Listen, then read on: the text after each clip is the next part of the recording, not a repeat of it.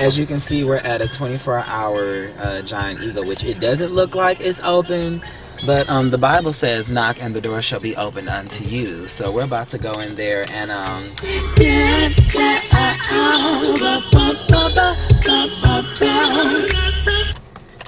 let's roll. Let's see what's on the menu. This right here is what we call lettuce. Okay, let us pray, let us see. And it's 59 cents. No, this is green cabbage. We don't want cabbage. Spinach. This is the lettuce. This is lettuce. It's real good. And it's fresh too.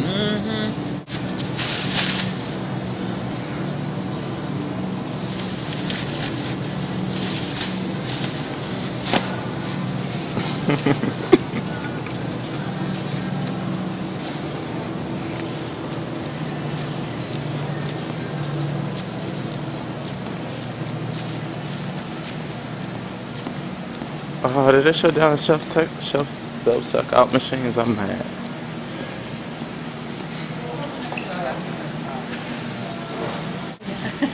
Have a good. Thank You you. have But now that I have my lettuce. should have got something from all the food groups and just left it on the table. No, I'm gonna take it to my house. First thing in the morning. This is the part where we fade and it says the next day. And 5 and 6 and 7 and 8. Great to stay up late. Good morning to you. Alright. So you already know why I'm here, right?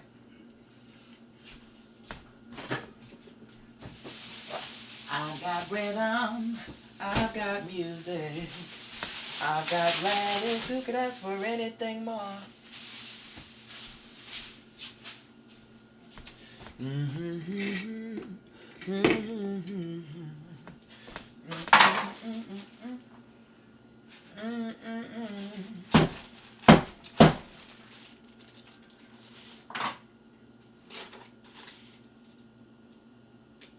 And you got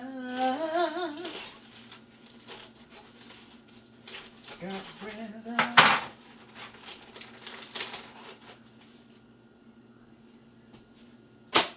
Now, usually, when I would cut the lettuce, on the inside, it's yellow. And she would hate for me to add that in there. Well, guess what I'm going to add in this lettuce? Hey. I've got music. And my words are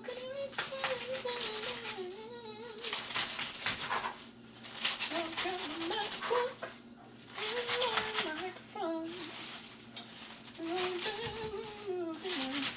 Another time, she also told me that I wasn't chopping the lettuce small enough and that who was going to be eating this, a horse. So I make sure that the lettuce is nice and big.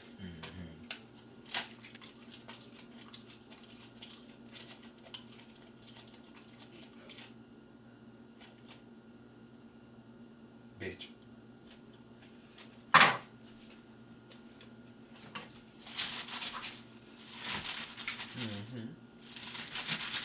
Just like that there. Make sure it's on. We're going to break it up a little bit. Just like this here.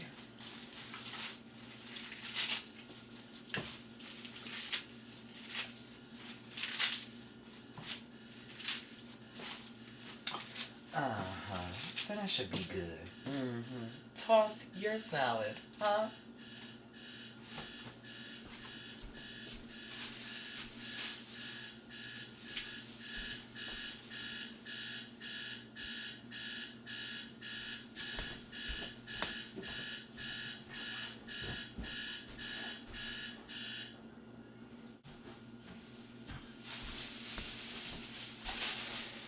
Now, I didn't know if she wanted all this lettuce, so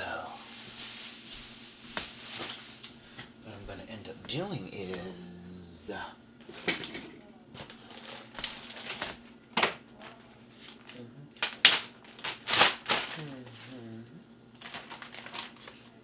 just like this here. And no lettuce was cut. All this is going on and you can't cut no goddamn lettuce.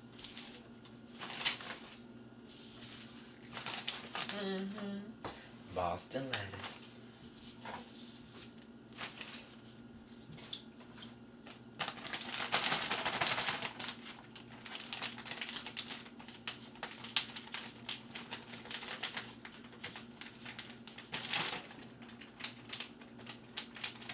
And this is how you cut lettuce. And now here I am, back in my room, writing the letter that I'm going to attach to the lettuce. Dear General Manager, I understand you're going through some psychological changes in your life, and I, for one, don't care for stating the obvious because the weight of your shoulders tends to hang off of your sleeve.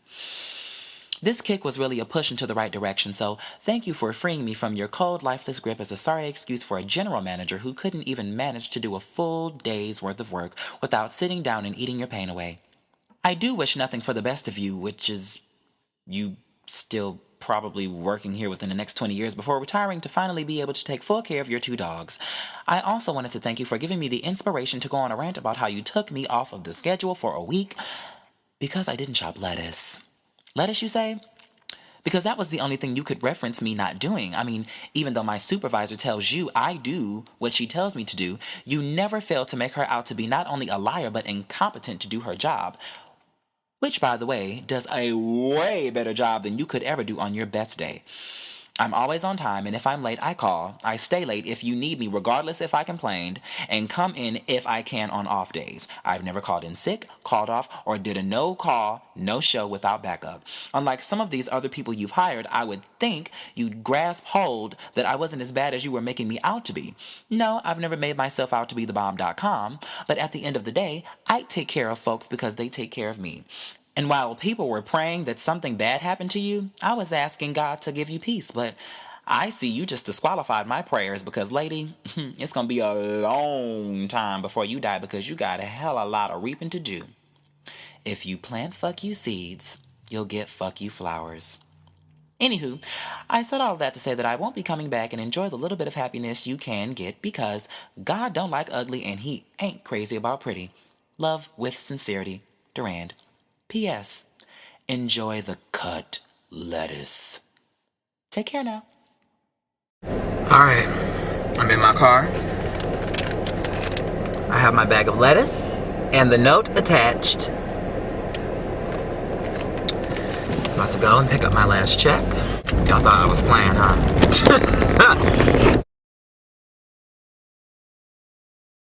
So, yeah, as soon as I got home, maybe around like 5:30, she called me and said that she felt that what I said was fucked up. She said, why couldn't you have talked to me face to face like a man? Clearly, you're more man than I am. And, and that she thought we were better than that. How exactly are we better than anything when you're always throwing people under the bus, you're lying on people, you're backstabbing, you're cutting people's hours, you're taking them off the schedule? Exactly better than what? You've heard of saying Judas? Oh, okay. And then you went into this rant about how you're going to heaven, you don't know about me, and maybe if I came out the closet and took the dick out my ass, and then you proceeded to hang up on me in my face when I didn't raise my voice at all. My voice was so calm, sweet and mild, sleep in heavenly peace, okay? I didn't raise my voice at all, so clearly she's pressed about what I said because clearly there was an ounce of truth, more than an ounce, more like a pint or a gallon up in there because I called her out. Now, what I really wanted to do was I made a list of the things I failed to put into the letter, and the list is called Yo Bullshit. Now let's start. Number 4, adjusting time. Bitch, you always late. You're never on time, and yet you have the audacitation to get at people because they're not on time, and then, but see, the thing is with you is you can adjust your time, which makes it seem like you're on time. Girl, bye. Major deduction. Number 3, Big Daddy. Why is it that you can lounge around and not do anything and chat and eat and do all that other kind of bullshit and then tell other people they need to find stuff to do when there ain't nothing to do, but then as soon as the owner comes in, then you want to scrounge around and act like you was doing something? Fish, please. Number 2, broke foot. So yeah, just me talking to y'all. One of the employees slipped and fell and broke her foot, and she had to wear a boot. The GM told the employee that she couldn't wear her boot there. And she said, well, my doctor said I have to wear it. Now, mind you, this lady has 3 kids. She lives almost an hour away from the job, and she's the breadwinner of the household, okay? Because, yeah. And so, because she didn't take off the boot, she cut her hours. And then the employee went to the owner got on the GM, and the GM cut her hours again. But yet, not 2 weeks later, she ended up having to wear a boot, the GM, because why? Her Achilles tendon is jacked up, and she didn't cut her own hours. See, I told you, God don't like ugly, and he ain't crazy about pretty. The dumpster. So once upon a time, the health inspector came and stuck the thermometer in the wings, and the wings just happened to be a few degrees above the temperature that they were supposed to be. So she told us that we had to throw them out. So I threw the wings out. The supervisor that I was working with during the day called the GM and told her what happened. She told her, why didn't you put them in a trash bag when you threw them out in the dumpster? That way, after the health inspector left, we could go in the dumpster, take the wings out, and then serve them to the people. Bitch, you nasty. What? You're serving people food out of the dumpster? Bonus. GTA.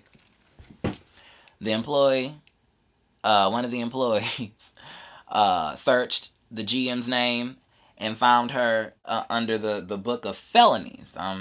Yeah, she went in for Grand Theft Auto back in '98. Okay, so if you ever want somebody to hotwire a car, that's the bitch you need to call.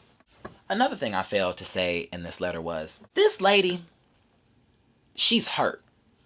I don't know what she's hurt by, but she is hurting. And y'all know the saying, y'all. Hurt people hurt people. And clearly there's an area in her life that she has yet to gain control of. So she's going to take it on everybody else that she can. Because ain't nobody going to be able to do nothing about it. She has the owner so up in this mist that she's just this good worker, that everybody else that has quit or they had to let go is crazy, and all this other kind of stuff. And I guess she felt like I wasn't going to do nothing, or I was just going to let her continue to talk and treat me any kind of way. And I'm just not. No, I'm not a vengeful person or anything like that. But it's just like, well, since I'm not working there no more, and I don't really have to keep what you do a secret, let's just have a Boston Tea Party on your behalf. Honestly. That's how I feel about it. You feel what I'm saying? So, yeah. I feel good. I stood up to a notorious bully. Pun intended. I really did. And that's something that not a lot of people were able to do. And this is just in general. Don't let anybody walk over you. There's nothing wrong with being welcoming, but don't be a welcome mat. You know?